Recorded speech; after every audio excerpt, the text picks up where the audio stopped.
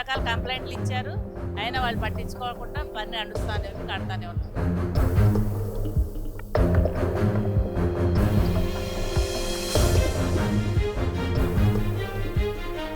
ఒకళ్ళని చూసి ఒకళ్ళు ఈయన 5 కడితే మనం 6 కడతాం, ఇంకోటి 7 కడతాం. ఎందుకంటే కేవలం ఇన్కమ్.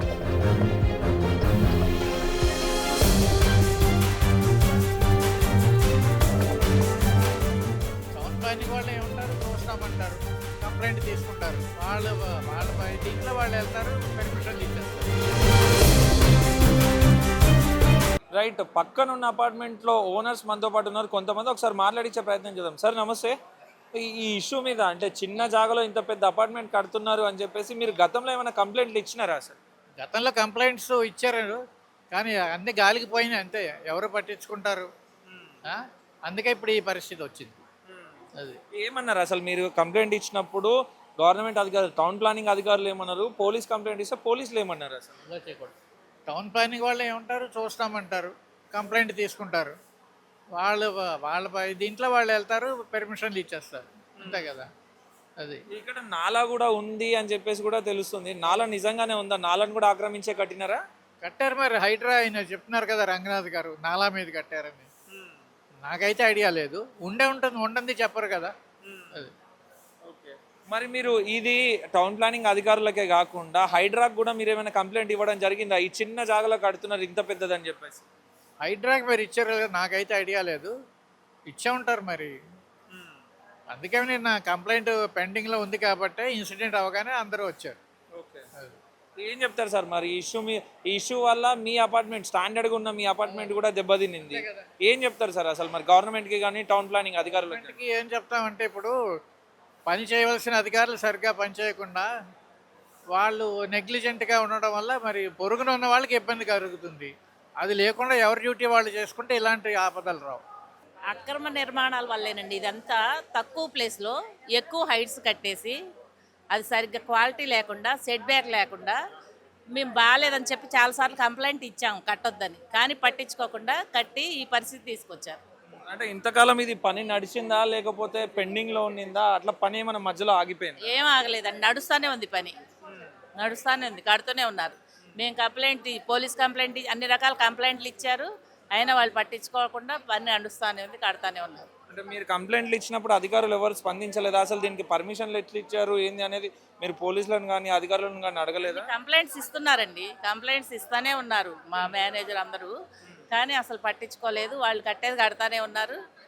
అది అట్లాంటి అసలు అనుమతి ఇవ్వకూడదండి. ఏంటంటే సెట్ బ్యాక్ లేకుండా, ప్లేస్ ఎక్కువ లేకుండా, సరిగ్గా ఉందా కనెక్షన్ అవన్నీ చూడాలి కదా. ఏం లేకుండా అనుమతులు ఇచ్చేస్తే ఇలాగే జరుగుతాయి. ప్రమాదాలు కూడా చాలా ఎక్కువ ఎక్కడైనా జరుగుతాయి, ఇక్కడనే కాదు. అట్లాంటి పరిస్థితి ఉంటే అంతే జరుగుతాయి. మాకు ఏమాత్రం సంబంధం లేకుండా అనవసరంగా మా బిల్డింగ్ మీద పడింది కదా. ఇప్పుడు ఇక్కడ అంత మంచిగా స్థిర నివాసం అందరూ ఏర్పరచుకొని ఉన్నవాళ్ళు అందరూ ఓనర్స్ ఎక్కువ ఉన్నారు ఇప్పుడు. ఇప్పుడు ఇట్లా అయింది మరి. ఇంకా వాళ్ళ మీ బిల్డింగ్ దెబ్బతినింది. స్ట్రాంగ్, అంత సెట్ బ్యాక్ ఉంది, దానివల్లే ఈ మాత్రం అంతా పోయింది. పిల్లలు ఆడుకుంటారండి రోజు. చిన్నపిల్లలు, పెద్ద పిల్లలు, ఫుట్బాల్ ఆడేవాళ్ళు, క్రికెట్ ఆడేవాళ్ళు, చిన్నపిల్లలు. మళ్ళీ ఈ పనేళ్ళు ఊడ్చుకుంటూ అక్కడ కూర్చుంటారు. మేము వాకింగ్ చేస్తుంటాం ఇక్కడ. అదృష్టవశాత్తు అక్కడ ఎవరికి ఏం కాలేదు. లక్కీగా ఏం జరగల. నిన్నైతే మధ్యాహ్నం కదా, లంచ్ టైం, అందుకని జరగలేదు. లేకపోతే మార్నింగ్ అన్న ఈవినింగ్ అన్న అయితే మాత్రం పెద్ద ప్రమాదమే జరిగేది. అదే ఇన్ కేసు సండే లాంటి డేస్ అయినా ఉంటే పిల్లలు అక్కడ ఎక్కువ ఉండేవాళ్ళు. ఒక హాఫ్ అన్ అవర్ క్రితం వరకు పిల్లలు అక్కడే ఆడుతున్నారు. భోజనం టైం అయింది కాబట్టి లంచ్ టైం కి వెళ్ళారు. అప్పుడే ఒక హాఫ్ అన్ అవర్ అయింది, ఇంట్లో చేరి పిల్లలు, లేకపోతే చాలా పెద్ద ప్రమాదం అయ్యేది అసలు.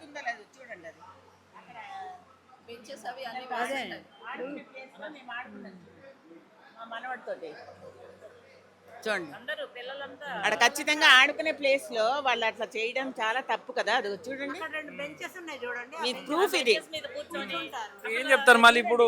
మీ బిల్డింగ్ తప్పు లేకున్నా మీ బిల్డింగ్ ఎఫెక్ట్ పడింది. ఇప్పుడు మీ బిల్డింగ్ లో ఉన్న వాళ్ళకి కూడా ఏదో ఇష్యూస్ కూడా ఉన్నాయి, హెల్త్ ఇష్యూస్ ఉన్న వాళ్ళు కూడా ఉన్నారు. వాళ్ళు కూడా వాళ్ళు కూడా గాయపడినారు అని చెప్పేసి కూడా చెప్పినారు కదా. పిల్లలు ఆ పెద్ద దాంట్లో కూడా ఆడుతున్నారు చూడండి.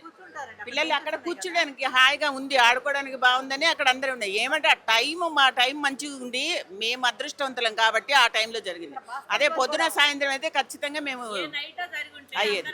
మరి ఏం చెప్తారు ఇప్పుడు ఆ ఓనర్ కి కానీ ఆ బిల్డర్ కి కానీ ఏం చెప్పదలుచుకున్నారు మీరు? ఇదంతా అయిపోయినాక గవర్నమెంట్ కి రిపోర్ట్ ఇచ్చి ఇదంతా మొత్తం ఫ్లాట్ అందరు కలిసి మాట్లాడతాం, అందరం కూర్చుని మాట్లాడతాం. వాళ్ళని రమ్మని, అధికారులను రమ్మని, ఏం కాంపెన్సేషన్ ఏదో ఒకటి ఇప్పించాలి వాళ్ళకి.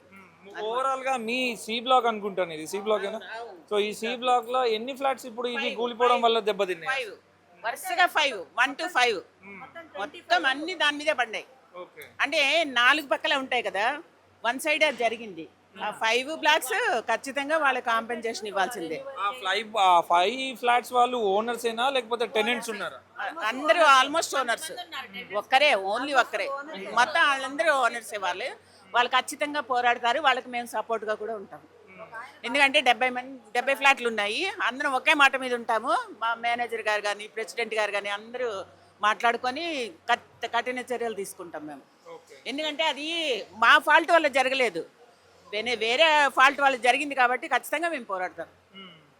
పూర్తిగా స్థిర నివాసం ఏర్పరచుకున్నారు 20 ఏళ్ల నుంచి, అన్ని చేసుకుని ఇప్పుడు ఇట్లా అయితే అసలు ఎవరు బాధ్యత వహిస్తారు?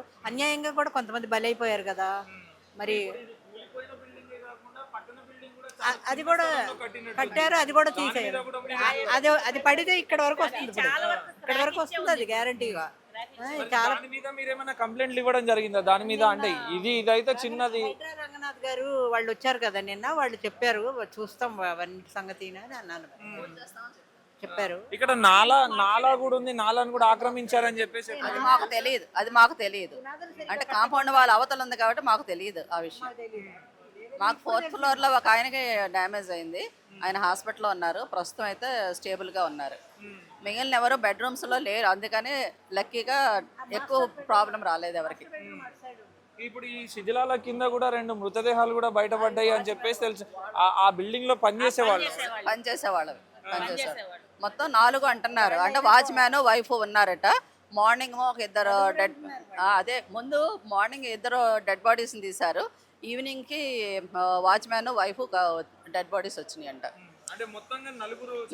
నలుగురు అని మాకు తెలిసింది. వాళ్ళ పిల్లలిద్దరూ స్కూల్కి బయటకు వెళ్ళారటండి, లేకపోతే పిల్లలు కూడా ఉండేవారు.